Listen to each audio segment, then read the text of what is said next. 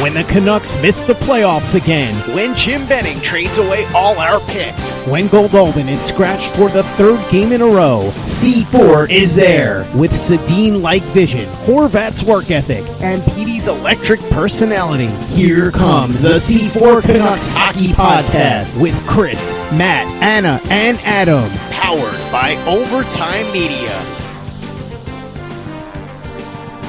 C4 Podcast on CanucksHockeyBlog.com. I'm Matt Lee. She's Anna Forsyth. You can follow me on Twitter at MattLee61. You can follow her at Twitter on Twitter. That's not even your right handle, is it? MattLee_61. Underscore. Oh, crap. We're off to a rough start. I want to restart this whole thing, but we're already underway, so I can't go back. We've come too far. Okay. 5 seconds in. Okay. Where was I? She's Anna Forsyth at A4603 on Twitter. At least I can get her Twitter handle properly. Not here. Chris Golden at Lightforce. At home sick. Struck down by the luggy. Not with the coronavirus. Yeah. We'll like to repeat that again, because last week he was being Nurse Chris, I believe, tending to his sick loved ones, and now he has been struck down. But once again, not coronavirus. He lasted about 3 days longer than I thought he would have, to be honest. Fair play. I've always looked at Chris as the weak link of the three of us. He definitely is. He looked like a guy who was probably going to get shot down by that cold in a day or anything. The immune system of a young infant. And then it's followed by you. I feel like you're a very sickly I don't get person. sick. No, I don't get sick. I knock never on get wood, sick, so... I don't get sick, and I don't intend on that. While we're at it, and I promise we will talk about hockey, what is your policy when you work with coworkers who are sick? I mean, I feel like in the modern age, people are always working through sickness, because capitalism be like that. Yeah, I try and keep away from them, but also having a roommate that's constantly sick, I've developed quite a good, strong immune system, so yeah, I just stay away. Without getting into too much detail, like I'm a germaphobe, and if I see someone who's sick, like my old roommate when he and I lived together, if he was sick, I would Lysol the crap out of that place, like aerosol, Lysol everywhere. And if I have a coworker who's sitting next to me and he or she is sick, I tell that person very kindly, GTFO. Right, stay the hell away from you. So a word of wisdom to anyone who I may work with or may work with in the future. If you are sick, do not be here. Chris, you are doing us a favor. Does that also apply to future Mrs. Producer? Yes. She would say the same thing. Stay the hell away from me. Which is why she says that to me. She doesn't even need to be sick for her to say that to me. Yeah. So yeah, behind the scenes, if you peel back the curtain, Chris yesterday was saying like, "Oh, I'm a game time decision for tomorrow. I'm sick." I'm like, "Nope. I'm going to make this decision for you. Don't come in." Yeah, the hot box definitely would not be good. This is for close germs. proximity. It's a petri dish for this sure. Is like, I don't know how it's transmitted, but I feel like if it was going to be transmitted, it would be in a 10-foot by 5-foot room. Yeah, that's very warm. I mean, another peek behind the curtains, Matt's just gone on a long run and then jumped in the hot box with me, so it's already not pleasant. This was the first 10K outdoor run I've done in a very long time. It's also freezing 1 hour. today. Sub 1 hour. Okay, I'm Let that sink in. That's impressive, isn't it? Yeah. Anna, how are you? What's new? Yeah, not much. I feel like you maybe had a more exciting weekend than me. Did you watch the Super Bowl? Oh, I did. And I broke even on my bets, by the way. I made like 8 different bets, and I hit on one of them just enough to cover the amount I bet. So I came out none the worse for wear. Okay, I guess that's a success. Were you predicting Chiefs win? Were you shocked by that? I wanted the Chiefs to win, but I thought the Niners would win, and I was glad I was wrong. Oh, fair enough. Yeah, I think it's from what I gleaned from Twitter. Because you were gleaning. I was gleaning because I... Don't worry, when the Cricket World Cup is here, we're going to be relying on your insight. Sure. Yeah, because I was, not watching at all. I stayed on my sofa and watched One Love on Amazon Prime. What the hell is that? It's just a show. It was fine. Better than the Super Bowl. Did you watch the halftime show? No, I thought about it. Look, I'm not going to get That would definitely be the better part of it for me, but I wasn't that. I'm not going to get too inappropriate. But But Shakira and J-Lo performing They in still that got it. halftime show, yeah, they still got it. let's just say there were a lot of teenage boys who were watching that show and became men after that. Right. Yes, J-Lo is 50 Yeah. and still hot. Yeah. White hot. Yeah. Not quite Quinn Hughes hot, but she's hot. She's pretty. I mean, hot. performance Quinn Hughes. Not attracted to her. Yeah. Sure. I mean, that's fine. It's 2020.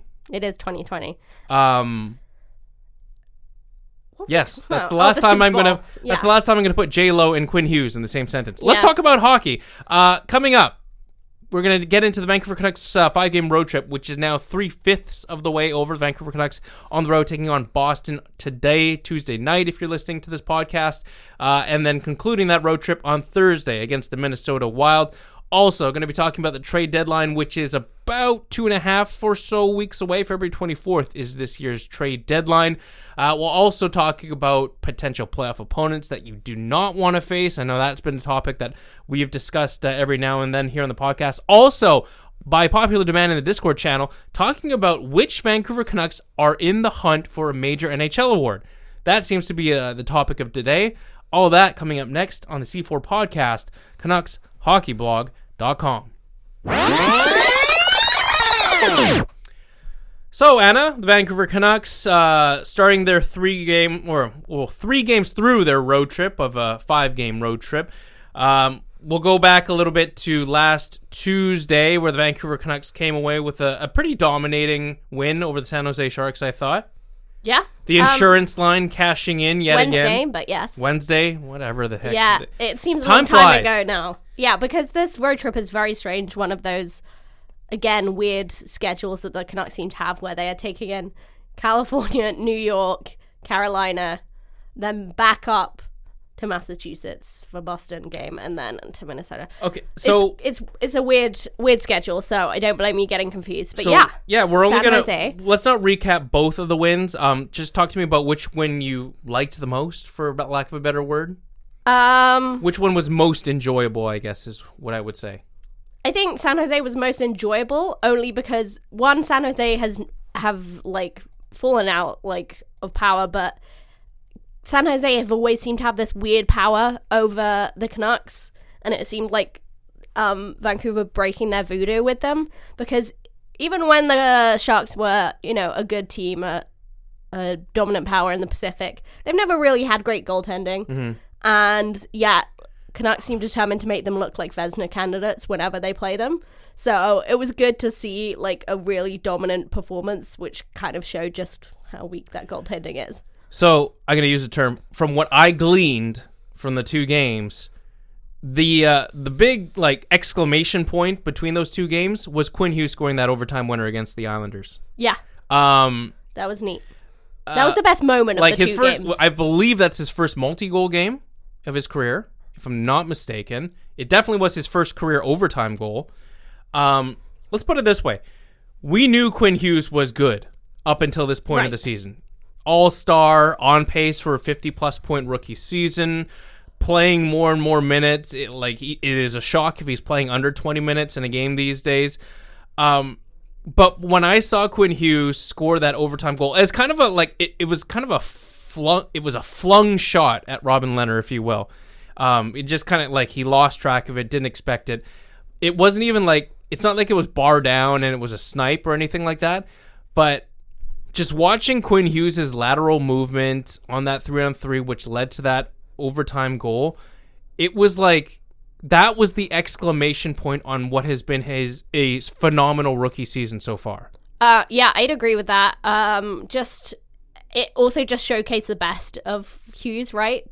We constantly talk about how we love watching him walk the line in power plays, and just that excellent skating ability and that hockey sense that he seems to have even at a young age. So, yeah, that was just Hughes at his best. Let me ask you this. What we've seen from Quinn Hughes more than halfway through an NHL season now, is Quinn Hughes have the makings of what you would call a number 1 defenseman? Oh, yeah. Like, without a doubt? Yeah, I think so. I mean, there's all kinds of variables at play as to whether a defenseman will have a really successful career. Some that we can't control. You know, injuries, you never know what will happen with the organization. Right. But he has a very bright future ahead of him. Like, this is how I interpret what is a number one defenseman. And you can disagree or agree with me if you like. A number one defenseman to me is a defenseman who plays all situations. Power play, he can play the penalty kill. He's great at even strength. He plays regularly 20-plus minutes a night, probably closer to 25 minutes a night. And the bar is usually around 40-plus points. I feel like Quinn Hughes is going to tick those boxes every single year for quite a long time. I think for a lot of us, we had the understanding Quinn Hughes could be a potential number one defenseman, but everything up until this point has indicated Quinn Hughes truly is going to be a number one defenseman for the Vancouver Canucks for a very long time. Yeah. You were right, by the way, that it was his first multi-goal game. Sixth. Don't say we don't do our research around here. Yeah, sixth Canucks rookie defenseman in history to have one. Can you name the last guy? I'm not even... That's an easier one, then. I could ask you to name... Is it six. just Edler? Yeah. Okay. It was 12 years ago. 12 years ago. Okay, I was going to guess Sammy Salo was another one. No, I'm saying the Edler game. I know, but I'm trying to think of the other... Like, he's only the sixth Canucks defenseman with a multi-goal game? Yeah, so Oof, the last one was great. 12 years ago. So it's been a bleak time. So no, but in that stretch, then, that means Sammy Salo could not have been one of those defensemen, right? No, the last one is in the most recent one, was 12 years ago. I know, but okay, then that means Salo wasn't in that mix, Yes. because then that would have been like 2007 or earlier for Salo. Anyway, Yeah, whatever. sorry. That was... But so Getting that was off the rails. 2008. Quinn Hughes, you're a wizard. You know who's also a wizard? Elias Pettersson. That goal Sunday night against the Carolina Hurricanes from what was an impossible angle. How the hell does that go? Like, that was NHL video game worthy type of goal. I think that was amazing. It was amazing that went in, but I think we've talked about this before, but just the imagination he has to try it. Like, he's not necessarily expecting it to go in, but he sees the opportunity, and, you know, if he fires it on net and catches the goalie unawares, he can bank it, like, in, and yeah, it worked. Other takeaways from the road trip so far: Jacob Markstrom with that 2-pad stack, I believe, against the San Jose Sharks, that old school one. Yeah. Second of the season of those old school once moves. again stealing yet another 2 points for the Vancouver Canucks. Those three in particular really standing out on this road trip. And 3 games into this road trip, Anna, the Vancouver Canucks have managed to collect 5 of a possible 6 points. The question to you is this 5-game road trip already considered a success when you've pocketed 5 points? Sure. I mean, that's a really good percentage. It's good to collect points against people. Like, it's good to beat your division, but obviously from a straightforward points perspective, but it's also good to show you can beat people that aren't just in the weakest division in the NHL. Obviously, Carolina and the Islanders aren't, you know, at the top of the tree. So, you know, we're still not really being tested against, like, the best here. They're, like, both sitting in wildcard spots right now. But Boston is a legit good team. Yeah, and obviously going to be the the true test, if you will, of this 5-game road trip. I think you put it best in Discord following the Carolina Hurricanes game, is that the Canucks pocketed a point against Carolina, having played back-to-back matinee games. Given those circumstances, I think you're pretty happy with at least a point against the Hurricanes. Yeah, and I think I basically said the Canucks played like hot garbage for a lot of that game against Carolina. That whole second period was just a write-off, and the fact that they escaped that period in that game, with goals that evens, like, that's impressive, and, like, we got all the way through to a shootout. Selfishly, I was thinking, like, oh man, we're going to steal this in overtime when we have no right to steal 2 points away from this team. Yeah. But, you know, I think the Canucks put it best themselves, is that once you get to a shootout, it's a coin flip. So it literally could have gone either way. They could have been coming into Tuesday's game against Boston with 6 out of a possible 6. I think that there's still potential to pick up at least another 2 points on this remaining road trip. Minnesota Wild's not in the playoff hunt at this moment. And we had a pretty dominant game against them previously. So I feel like there's potential here for the Canucks to walk away from this 5-game road trip with 7 out of a possible 10 points, which I think would be considered a massive, massive win at this point. Their last big road trip of the season, and to get 7 out of a possible 10, huge for their playoff chances. So at this point, I feel like whatever they get beyond this point is considered gravy. Hoping that they'll at least put a good foot forward against the Boston Bruins, but really not going to expect the W, to be honest with you. No. I love games against Boston. They're still kind of fun and heated. Obviously not to the extent they were in the years following 2011, but they're still kind of fun to play. But yeah, they're a very good team, so... I'm hoping that like the mentality for Travis Green to his troops is that this is a team clearly one of the front runners to compete for the Stanley Cup, one of the finalists from last season, similar to what they did with the St. Louis Blues. Like, I hope you're just getting up for this game. Put yourselves out there. See how much of a litmus test this can be for your team. See how far you have come. And let's see how the Canucks measure up against one of the Stanley Cup contenders in the league. Yeah, and you're right on that they don't have a problem with seeming to get up for the big games, yeah, especially against St. Louis. They've kind of taken it upon themselves to rise to the challenge. So, yeah, it would be good to see that again. Just before we get to break, a hey, real quick moment. The Vancouver Canucks waking up in the Pacific Division, still in the lead. Very, very, very, very, very slim lead. Of course, the Edmonton Oilers, I believe they have a game in hand on the Canucks, and the Canucks are a point up, if I'm not mistaken. We're 3 points up. Okay, so the Oilers do have a game in hand, though, so they can close that gap to a point with that game in hand. But the Canucks still on this collision course, if you will, for lack of a better phrase, with the Vegas Golden Knights, who are holding on to that first wild card spot. Calgary Flames, Edmonton Oilers on that collision course in the Pacific. And so right now, Calgary have dropped down to wild card. Oh, okay. So Calgary and Arizona are wild card teams right now, and Vegas and because Edmonton. they're a couple games up on everyone. They've snuck into that third. Right. So let's talk about which of those 5 possibilities, if you will, scares you the most in terms of meeting them in a 7-game playoff series. I really don't want to play Vegas. I want zero part of the Vegas Golden Knights.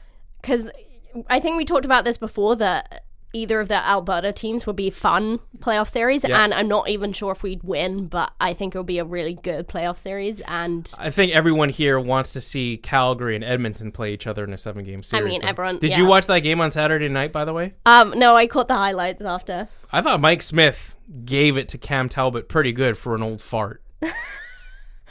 Yeah, that's true. That looked like a guy who has not been in his first rodeo, let's put it that way. Yeah, goalie fights are always fun. And I've never really liked Mike Smith at all, and but considering his reputation is being a flopper, was a decent effort. Getting back to Vegas, like that team, despite their struggles, like firing Gerard Gallant halfway through the season, which was still it's a mad decision. It's a bad decision. But like we know that team is very capable. Like that team, top to bottom, it looks like it was built for the postseason. The top line of Stone, Pacioretty, and Stasny, like that's a very good top line, and I just feel like the Canucks just don't match up well against the Vegas Golden Knights. Marc-Andre Fleury, he's won a cup, 2 if you count the backup role with the Penguins in the second time around. Like it's scary thinking about potentially going up against Vegas. Yeah, and not to mention the fact that all the surrounding theatrics are kind of built to please their fans and annoy everyone else. So, yeah, and that's ratcheted up to 100 at the playoffs. So, yeah. Ideal playoff matchups, like, I don't think this is a possibility much because they seem to have been falling out of it, but the Arizona Coyotes seem to be the most ripe for the picking. Yeah, I mean, they're still in a wild card spot right now. There's rumblings out there, and I don't know how merited this rumbling is, but there's rumblings that the Coyotes might try and move Hall just because they're trying to cut their losses and they know they're falling out of it. I mean, that's crazy. If you're the Coyotes, though, don't you at least pursue that if you know you're falling out of it? Yeah, but what have they had him for? Like, that's just seems like a wild thing to do. Like, after, like... Well, I mean... what was their plan? Like, Well, they the were plan was swinging to- for the fences, right? The plan was to swing for the fences. Is obviously not like I think George Chaika would say that things are not working out for the Coyotes like they thought they would. Like I think the Coyotes thought that they'd at least be a top 3 team in the Pacific by now, and they've constantly been on this wild card bubble. If you're George Chaika, do you not try and cut some of those losses to get maybe 80% back of what you gave up to get Taylor Hall in the first place? It's unconventional, yes. Yeah, I just think that's it even kinda makes crazier sense. than the Columbus. Oh, the Columbus go for broke situation that they did last year? Yeah, I mean, that was wild and crazy and didn't work out at all. But yeah, I think It's also John kind of a bad Chaika's look, too, a bit on Chaika, maverick, but like he's not that maverick. Other remote possibilities, like what if the Canucks play Chicago? Would that be fun though? I don't want to do that again. Like, can't we just have it like last win the entire series forever? Like, let's not do that. I mean, I don't want to do this a 4th time. Winnipeg. Hellebuck scares me, though. Yeah, and I can see them tripping up against Winnipeg, even though they're not anywhere near as strong as they have been in previous years. I could see them tripping up. The Winnipeg Jets, like the rumblings are out there that the Jets and Bufflin have agreed to sort of mutually part ways. That would terminate his contract, get him off the books, and potentially free up the cap room if the Jets wanted to make a big splash, if you will, at the deadline. So, depending on if the Jets load up, like that's another team that kind of scares me a little bit. Yeah, so I guess classic Smythe division matchup if they were. What we're saying is we want to play Arizona. I would want to play Arizona, and failing that, I would want to play either Calgary or Edmonton. Doesn't matter that much to me between those two teams. No, I guess we have more of the recent playoff history with Calgary. So, but like I don't know. Every time we play Edmonton, it's not Battle of Alberta, but there's still a bit of edge there. So. It's been. I'd have to look this up, but it has been years since the Canucks have played Edmonton in a playoff series. So I am kind of interested in seeing that, but I digress. Coming up when we return here on the C4 podcast, talking about the Canucks themselves at the trade deadline, what they might do by February 24th. Who's untradeable, who's not tradable on this, who's untradeable, who is tradable on the Vancouver Canucks roster. It's inspired by the Athletic piece that came out from Thomas Drance earlier this morning. All that coming up next on the C4 podcast, CanucksHockeyBlog.com. He liked to say the F word. Well, then get the here then. Okay, see ya. Is going to have the F word on it. I wish I could give you an explanation about it. I can't. You, out of here. You said the F word, Dad. You called me the F word.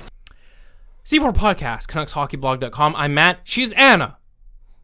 Thomas Drance coming out with a great piece in The Athletic earlier this morning on Monday, February the 3rd, talking about who on the Canucks are not movable whatsoever, who are going to be readily available, and which ones would it take a substantial offer for you to consider moving. We won't run through the entire article because we encourage you to actually check it out yourselves. But Anna, give me a couple players that you would consider just completely and utterly untradeable. Now let's get through the obvious ones. Pedersen. Quinn Hughes. Brock Besser. Bo Horvat. Gaudette, probably, to me. I mean, I'd rather not, but I wouldn't say he's completely untradeable. Yeah, I think... and maybe Demko and Markstrom? I mean, they've got to sort that out. And I know, but that's future Jim's problem. That's the thing. I don't think that's going to be sorted out at the trade deadline. Right. Those are the only players in my mind that I would consider just not even picking up the phone for. Yeah, just hang up. Right. Unplug Jim's phone. Give me players that you would consider just potentially moving for the right price. Stetcher. I know he's the common name. Brandon Sutter. Big time. Jay Beagle, I have no problems with moving. Oh, yeah, Jay Beagle. If anyone wanted Tim Schaller, sure.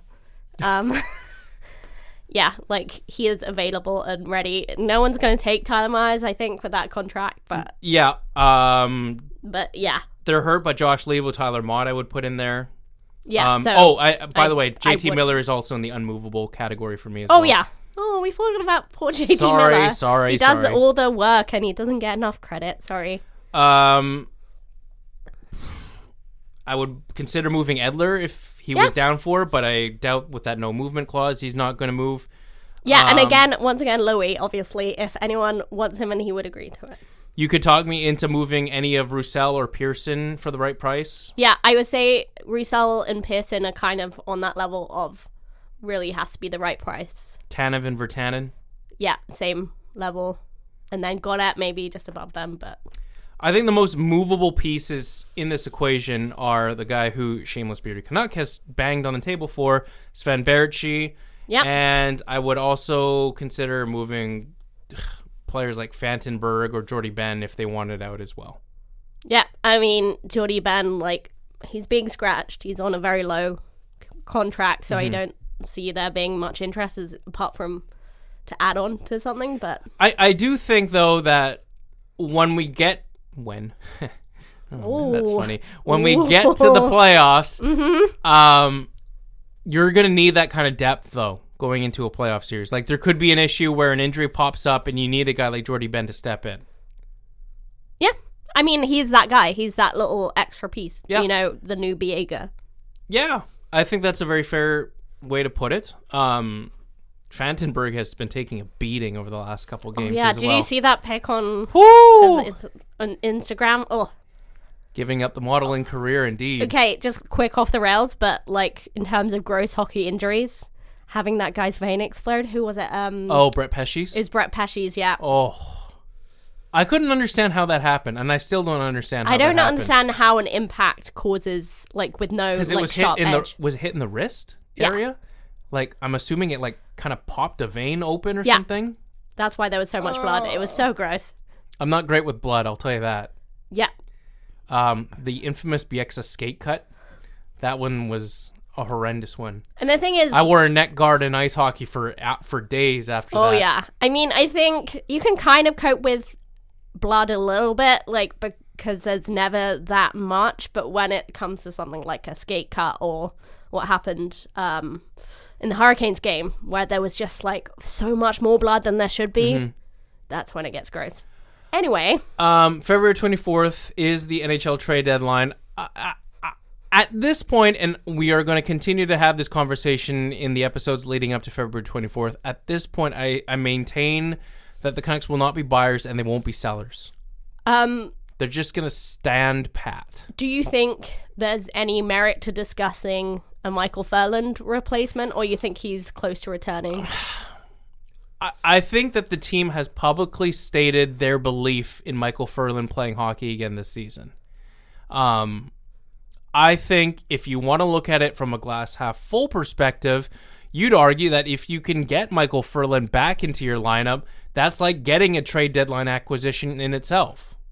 I mean, sure, a trade deadline that we already committed to, but like, I think it's kind of hard because had Yushka Komet's been at home, we might be in a better position to discuss this, because he would have gone right there. He would be practicing with them. He would have been playing with them this weekend, but they are on a road trip, so I think it's end of the week he's planning on going to Utica.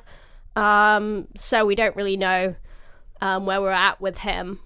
But yeah, you can't see it being like a direct, quick return to form. I've stated this ad nauseum with Michael Furland, and it's that my first priority with him is his health. And he needs to be absolutely 100%.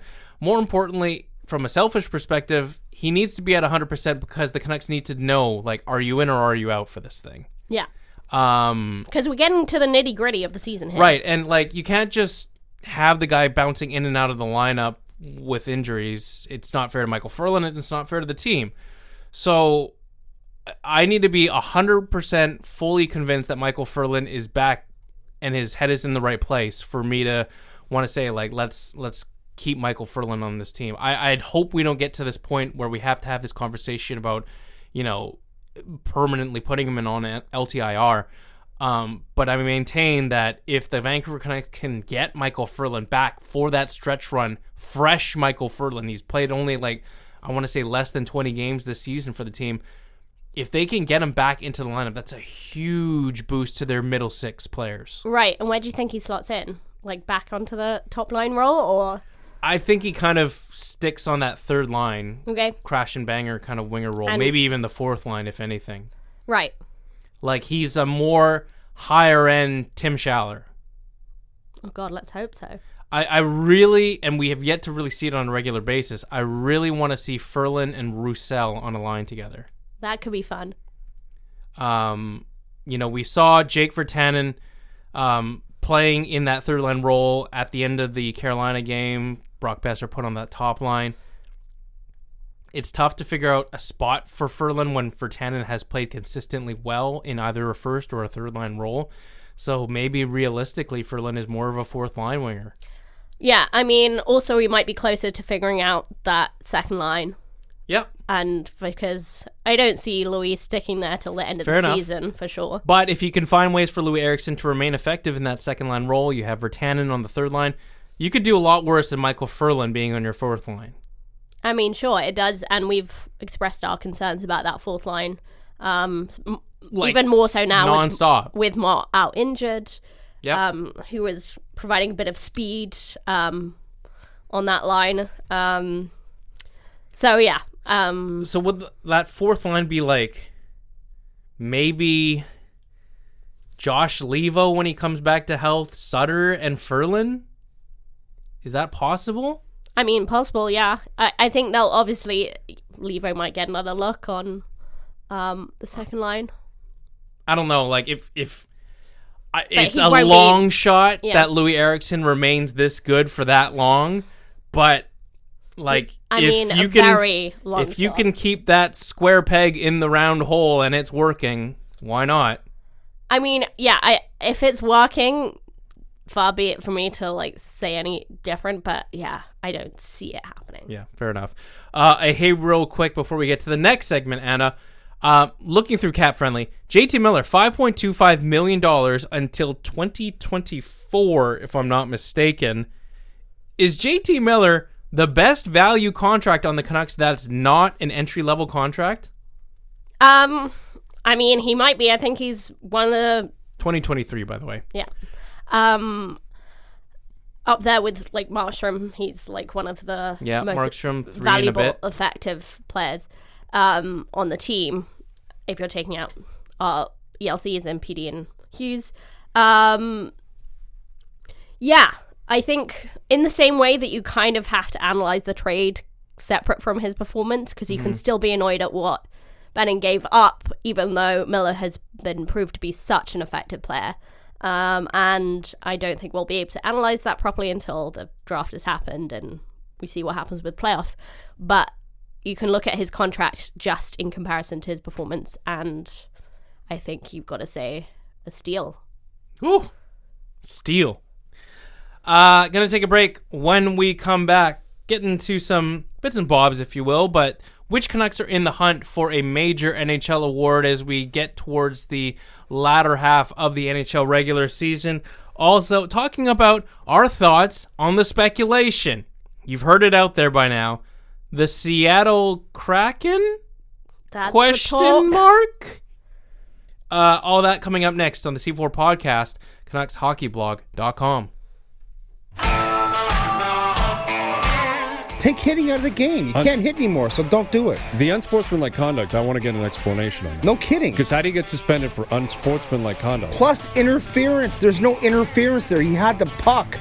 Now, Madison never ever did that before. Now, why did he do it? And that because he was mad. Well, your early favorite for the Calder Trophy, that's for sure. Elias Pettersson, you might even say your early favorite for the Hart Trophy. Just to get back to your question, Elias is going to play plenty. He's going to get a lot of power play time, and yeah, I'm concerned about our offense. We lost 200-point players, and we've got to find a way to score. Hi, how are you? Good. Is something going on? We've been doing the podcast already and gone through several sections, and now you're just wondering how I am. I don't know. I'm just trying to buy time as I scroll through. Okay, we were going to talk about the NHL Awards. Oh, right. Thank you. Okay, so let's talk about locks for NHL Awards for the Canucks. Like, who's guaranteed to sort of be in that running for an NHL Award? Quinn Hughes. Quinn Hughes. Trophy. It's like it would take a catastrophic, knock on wood as much as I possibly can, problem for Quinn Hughes not to at least be in the top 3 of Calder Trophy consideration. Still struggling. I know. With pronouncing that. Calder Trophy consideration. Calder. Yeah. Whatever. Yes, I think. Is it just a Hughes versus McCarr straight battle now, or? Did you see NBC on Sports or NHL NBC on Sports? They put out this graphic. You're the GM of a team. Pick one to start your team with, and it's Quinn Hughes versus Kilmore. Like, is this going to be a thing for the next 15 years? Yeah. I mean, we already briefly talked about it last time about the Hobie Baker trophy. So, like, it's already started. This is not even the start of the battle, so it's going to be a thing. I think it would still take quite a feat for Hughes to overtake Cale Makar. I still think it's Makar's ahead, and I don't think it's particularly close, to be honest. I think like Hughes has made a little bit of headway, but it's still Makar in a landslide for me. Yeah, I think it's definitely Makar's to lose. Again, something catastrophic would have to happen for Makar to fall out of that conversation. Let me ask you this.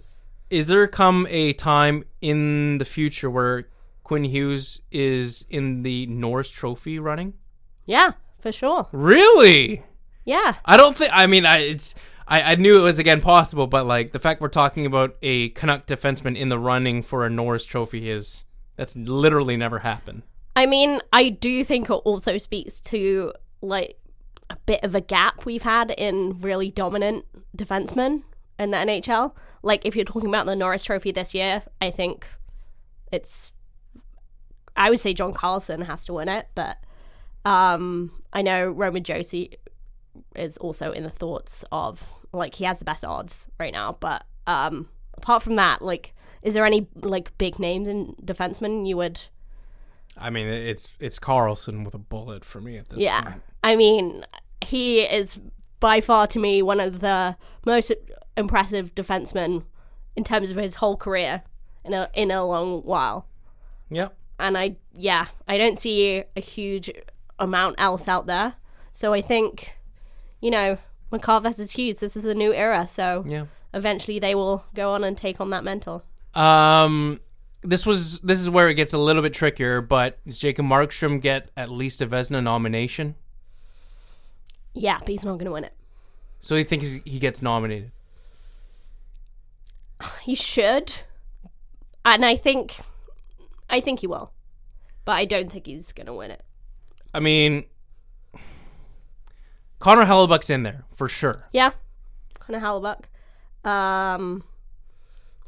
I think Bennington will get in the conversation again. Vasilevsky's kind of back in there, too. He's still like, the way I see it, there are 4 legitimate contenders, Markstrom being one of them, but only 3 people get nominated. Right. And so it's going to be a bit of a close call, but he's in the equation. Let's put it that way. Yeah, for sure. Let's get even trickier here. Does Travis Green get Jack Adams consideration? I don't think so. I don't think it's crazy. But it wouldn't even be crazy to me that they, like, didn't award the Jack Adams this year and just said, well, I was gonna say, it's been a bad year for coaching. He's in there by process of elimination. Yeah, that's the thing. And honestly, it wouldn't shock me if they decided not to award it. Like, I feel... Who else are you putting in there? I always feel that the Jack Adams goes to the coach who, like, turned his team around dramatically from last season to this season. Right. That always seems to be, like John Cooper and the Tampa Bay Lightning, they're going to be in the hunt for the President's Trophy, for instance. But does John Cooper deserve to be in the equation? On. Like, maybe... Does Barry Trotz get in there with Washington? They're having another great season. He won a last year, no? Like, it's tough to argue, but How about John Tortorella for the Blue Jackets? I was about to say John Tortorella, maybe. I mean, it kind of pains me to say it. Like, let's paint the picture for Columbus. They lost Sergei Bobrovsky. Everyone's like, oh, the Blue Jackets went for broke last year and they failed. Well, here the Blue Jackets are, 50 games into the NHL season, and they're still knocking on the door for a playoff spot. Right. We didn't actually mention their goalie. How do you say it? Elvis Merzlikins. Merzlikins. Yeah. Every time I hear it, it goes straight out my head. He's having a great year too. I'm not saying he gets a Vezina trophy, but he's pretty impressive as well. So yeah, I think Torts is definitely in the conversation. Pains me to say it, but he is doing pretty well in Columbus. I think similar to the Vezina consideration, there are probably 4 to 5 nominees for the Jack Adams, and Travis Green is in the hunt. Flip a coin and tell me if Travis Green is in it or not. I think that's what it boils down to. Here's another one that I think maybe low-key gets... I mean, this is more of a sentimental thing than anything. But Rick Bowness was the interim head coach of the Dallas Stars. He took over, and here the Dallas Stars are, and they're doing really well now. Right. But, yeah, no, I don't necessarily see that. I mean, it's the Dallas Stars. I mean, they're doing well. They're in a playoff spot. Again, yeah, it's kind of one of those things like Columbus. They're kind of doing well with what they have there. Yeah. I don't know. Interesting enough. Long shots, but I don't think Elias Pettersson has done enough to get nominated for the Hart Trophy. Yeah. Obviously McDavid and McKinnon and Pasternak would be the names. It's tough. I think it's really hard to look past Pasternak for that. Truthfully, I do think Pettersson's time is coming, though. Like, I do think he will eventually get to this point where he is going to be nominated for a Hart Trophy. Right. And again, there's no way this is going to happen. But, like, I would love, like, Bo to get some Selke consideration. Like, he's put the whole team on his back. Wait, sorry, I missed that. Bo to get Selke consideration. But it's not going to happen. It won't happen. I think he gets like one of those like 5th place votes, if you will. Sure. Like he'll get a vote. It won't necessarily be a top 3 vote, but I think he'll get some sort of consideration. Yeah. But it's really probably going to be Ryan O'Reilly again. I mean, it's tough to argue with the defending Selke winner. Yeah. Let's get to some other things here. Seattle Kraken. Your thoughts? That's the best name of the ones. Is it really though? What do you prefer? Okay, so let's excuse the whole erotic novel thing, but the Seattle Sockeye sounded good. No. It's a fish! Yeah, exactly. The Canucks are also a fish! I know, but it's like the least threatening thing. Have you ever had sockeye? It's delicious. Yeah, it's great. But yeah, it's like prey. It's not a predator. You want a predator. Okay, so what were some of the other... Do you have any of them on the top of your list at all? Sockeye was one. Okay, you don't have it. No, I don't. Let me look it up. But you tell me why you like Seattle Kraken. I kind of like the mythical creature thing. I think that's underused in team names. I like singular team names. I think we could do with more of those. Like the Avalanche, the Wild, and the Lightning are the only 3. So I just kind of like that just as a grammatical nerd thing. It's kind of fun. Okay, so here are some of the other ones, and you can tell me if you liked them, like if you thought they were disgusting and you didn't like them at all. Okay. I liked the Seattle Totems as well. Yeah, obviously you're kind of like touching like a nerve there with appropriation, so it would have to be handled very well if you went with totems. So yeah, I don't know. You would have to really heavily consult with the indigenous community. The other one I really liked, because Seattle's known as the Emerald City, is the Seattle Emerald. Yeah, I didn't mind that. Because it's also like one of those things, like, I mean, technically, although our symbol is an orca, like Canucks just means Canadian, right? So it doesn't really, the name in itself doesn't mean anything, but it is local related, so. And it means they could use that hideous green. However, like if you saw some of those like merchandise that they had been throwing out there and like stuff, it seemed that the Seattle team, whatever they're called, is set on a red, white, and black type of color scheme. I think that's the thing. That's when we knew it wouldn't have been the Seattle Emeralds. Exactly. I think in an ideal world, they'd like to take that hideous Seahawks green that the Seattle Sound also use. Sounders, that's what they're called. But the NHL would never go for it. It's far too similar to the Canucks. So the other one I really thought was in the running was going to be the Seattle Firebirds. Oh, sure. Don't care. No, it doesn't move me.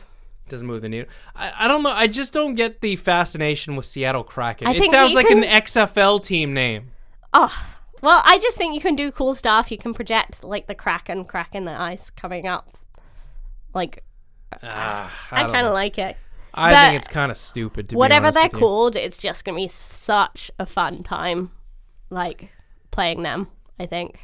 Think of the road trips. The C4 road trips we can go on, Matt. Yeah, I don't know. Wow.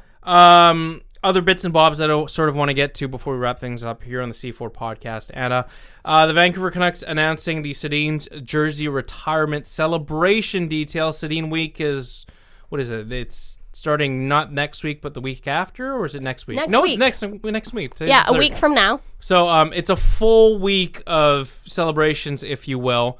Here's what we do know so far. Is the Sedins are going to be celebrated on Monday, February 10th against the Nashville Predators, the beginning of a week-long sort of celebration, if you will. That first Monday game is Legends Night. We know Trevor Linden will be there. We know Marcus Naslin will be there. We know Stan Smeel will be there. Pavel Bure will not be there, though. Yes, and I think the word on Twitter from Gino was that he was having trouble with visas, so I think he wanted to be there. Like, all things being equal, he would be, so it's a shame, but I think, yeah, he would have loved to celebrate the Sedins and come back to Vancouver, but not to be, but that's all right. Fair enough. I think Linden is obviously a big one. This is his first, like, public appearance with the team since their amicable, conscious uncoupling. Is that what it's called? Since he got fired. Yeah. Let's put it this way. Okay, let's call a spade a spade. That Wednesday night game against the Chicago Blackhawks, that's the second of the Sedin night, if you will. So that's the actual... Or Sedin week, I should say. That's the and actual... that would be the actual Sedin jersey night. Yeah, I think, yeah, it's just... It's so exciting. I mean, they're such a fundamental part of when I became a fan, and they were still, like, very much in their prime, and obviously, and I got to see the end of their careers in person as well, so I think it's a huge week, and it's going to be exciting to be a small part of it. Are you going to that game, you said? Not the jersey retirement. You're going for the Monday game. I'm going for the Monday game. The Wednesday game, I believe they're opening the doors at like 4:30 or something like that. Yeah, it's like going to be a full-on thing. And the pregame ceremony takes place at 6 o'clock. And the pregame warm-up starts at 7, so it's an hour-long ceremony. That's a long time for a ceremony. That is rivaling the Rexall Place closing ceremony. Yeah. Obviously, nothing can ever be as long as that, but... The Canucks players will be wearing Sedin jerseys in warm-up. They'll be wearing special helmet decals for the game as well.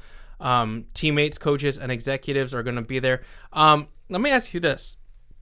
There's speculation that maybe Mike Gillis, maybe Ryan Kessler, and maybe Roberto Luongo will be there. I don't know if one of the three or all of the three or none of the three will be there. If Ryan Kessler makes that appearance, it will be his first appearance in Vancouver since his career, quote-unquote, ended. Still not technically over. Yeah, technically he's still on LTIR. Without making this about Ryan Kessler, how do you think he gets greeted by the fans on Wednesday night if he were to be there? Right, I think it's a tough thing. I would just say it's a little too soon. I know he's been gone a while, but whilst he was still playing, while he was still an active player, he was still kind of being an disturber with the Canucks and getting booed. So I'd say it's a little too soon. Obviously, the Cass and Juice podcast is maybe mending some bridges. I've listened to every episode. Same. It has smoothed over a lot of how I felt externally about Ryan Kesler. Like, we knew what he was on the ice, but since he's had a chance to sort of look back on his career, 1,000 games, like 800 of them with the Vancouver Canucks ballpark. It does seem like it means a lot to Kevin Bieksa that the Canucks fans understand Ryan Kesler a bit more. And I obviously trust Bieksa's judgment, but I'm still not there yet. And I might think a little better of him as a Canucks player, but I don't think he's like a good person. You know, like I don't want to get too deep into like Ryan Kesler as a guy off the ice, but I'm not quite there yet with him, but I don't see like anything taking away from the Sedins. Yeah. That will be the Canucks fans' priority. I don't know. I feel, and I understand that you're not there yet, but I am ready to bury the hatchet on Ryan Kesler. I hope fans will cheer him if he's there on Wednesday night. And to be honest, I hope we get to this point one day where Ryan Kesler gets into the Ring of Honor. Ryan Kesler gave a lot to this team when he was here. You're not wrong about that. I just think Ring of Honor isn't about what you did for this team. It's about your relationship with the fans. And Ryan Kesler still had a good relationship with fans despite this whole... Remember he talked about the Canada-America thing? I mean, I wasn't bothered by that. I thought it was a stupid comment, but I wasn't at all offended. Obviously, I'm not Canadian, so... yeah. I just think there's such a limited space, literally limited space, but I just think there are so many more people I'd rather see up there. I think it's just an emotional connection thing, but there's no doubt that he did a lot for this team. I think we'll just have to agree to disagree on this one. Yeah, I don't know. The Canucks don't get to 2011's finals without Ryan Kesler. Right. But they also don't get there without the Sedins, without Luongo. I know, and yet those players are going to be honored. Okay, but I would say just maybe down the line, and I think I will get there down the line, but I'd much rather see something happen with Louis first. With Bieksa. Yeah, I understand. And then, yeah, sure, maybe down the line, Kesler. I hope Miguel shows up. Me too. I miss him. But you know what's going to happen. If he shows up, the fan base will just want him back. I mean, we already want him back, but... Yeah, fair enough. And is that the last of the... There's another game there. I think they're on... Hang on here. Let me go through this here. The third and final game of Sedin Week will celebrate Henrik and Daniel's off-ice contributions to the community and to the province. It's a 2 p.m. matinee game against the Ducks, and players will wear Sedin jerseys and warm up again, and the team will wear their white jerseys at this game, and then there will be children and organizations that have been positively impacted by the Sedin family there as well for that one. I don't know. I mean, I think it's important to talk about that because I think what the Sedins did for the city beyond their contributions on the ice is I don't know, huge. It just seems weird following up Sedin jersey night with Saturday matinee game to honor the Sedins, though, too. It's a it seems kind of overkill. It's a gentler occasion. Let's put it that way. But I understand why the Canucks felt that they wanted to do it that way because you don't want to retire the Sedins jersey on a 2:00 Saturday game. Yeah. So I get for the logistic purposes that makes sense, but it's here we're gonna have the celebration of the two best players in franchise history by hanging their jersey in the rafters, and then 3 days later we're gonna have a Sedin off-ice contribution day. Yeah, I think all things being equal, it'd be a Saturday night game or a Friday night game that they could do the jersey retirement on, but we've seen it before. The Canucks don't seem to have that much sway with NHL scheduling, so they're kind of making the best of it. By the way, real off the rails. It feels like we're playing a lot more matinee games than usual this year. Is that just me? It feels that way. Like, I feel we've played maybe 8 or 9 matinee games this season. I mean, it doesn't help that we've had this weird road trip. There was a road schedule. trip in New Jersey, and then the New York matinee games earlier in like November or something like that. And then they had the Buffalo game that you and I went to as well. That was a matinee game. There were like 7 or 8 matinee games. It's just a lot. I can't get up that early. I know. Well, I live life on the edge, you know. I can't get up by 11 a.m., 10 a.m. Well, I get up regularly pretty early for sports, whether it's Premier League or right now for Six Nations Rugby. Oh, cricket. Or cricket. So I just kind of resent having to get up that early for hockey as well. You know, I'm living now on the right time zone. I shouldn't have to get up early for hockey anymore, but what are you going to do? Yeah. And as we wrap things up here on the C4 podcast, how about you tell people where they can find us? Oh, yeah, you can find us on Twitter. We're at the C4 Podcast. We're on Facebook.com/the C4 Podcast. We're at C4podcast.com. Also, you can join the conversation on Discord. We're at bit.ly/C4 Discord. That's bit.ly/C4 Discord, all caps. That's where we're talking hockey. We have game chats, and we also have off topic where we talk about stuff like recently the Super Bowl, but all kinds of other stuff. Also, if you're a patron, and you can sponsor us on patreon.com/C4 podcast, and that way you can listen live via Discord to us recording our episodes. And yeah, you get all the behind the scenes stuff. Last thing we want to bring up before we get out of here. Last week we mentioned the Vancouver Canucks tweet up that Chris has organized, and of course, if you missed that, last week Chris shared the news on Twitter that we're having what he calls an OG style Canucks tweet up. That's happening on February 28th. The Vancouver Canucks playing the Leafs in Toronto. So this late afternoon Saturday game is perfect for people to come out to. 4 o'clock game time. As per his tweet, you want to come out to Jaegers downtown on Saturday, February 28th to hang out with all of Canucks Twitter. You will be there. It's February 29th, just to clear that up. You are reading correctly, but I think that was just Chris's finger slipping. It's February 29th. I will be there. Matt will be there. He was sick when he wrote this to me, by the way. Yeah, he's got the luggy, so let's not go too hard on him. It should be fun. It's just about, like, internet peoples coming together to actually see each other face to face, coming out from our little internet caves. Yep. You might even see Adam Ovino Carter. Yeah. I don't want to promise anything, but yeah, and you can finally settle once for all whether Matt has killed him and is just propping him up weekend at Bernie's style. Whatever. Yeah, it should be a great time. I will be there. You will be there. Saturday, February 29th at Jaegers downtown. Check us out. If you have any questions about it, feel free to contact Chris. He's at Lightforce. Yeah. Hopefully he will have recovered by then. The C4 podcast on Twitter, and either me or Chris will answer for you because we usually know better than Matt. And as we wrap things up here on the C4 podcast, any last words?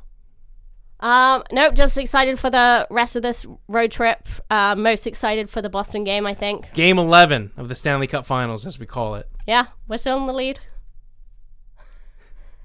Yeah, I'm also looking forward to that one. I really kind of look forward to the Minnesota games lately, and I know that seems weird. But more from like a sentimental purposes, like Brock Besser always gets up for those kind of games against Minnesota. I hope his family comes out to watch those ones again. It would be lovely if his family are there again. Because Brock and Duke together makes my heart melt. Yeah, it's even very sweet. My hollow tin chest can feel that love. Very off the rails. I don't know if we mentioned about PD from the All-Star game. Donating his we did, didn't we? Last charitable week? Winnings. Yeah, we did. Oh, we talked about that already. Yeah. And just how adorable that was. Maybe we did. I don't know. But yes, it was adorable. Yeah. Bromance is real. Bromance, sure. Yeah, that's going to do it for us here in the C4 podcast. For Anna Forsyth at aforsyth03. I am Matt Lee at MattLee_61 on Twitter. Thanks for tuning in. We will be back next week. You will not be here. You will be at the game next Monday. But we will have Chris back in studio for that one. make sure you tune in then. With all that said, we're out. Thanks for listening to the C4 podcast on CanucksHockeyBlog.com.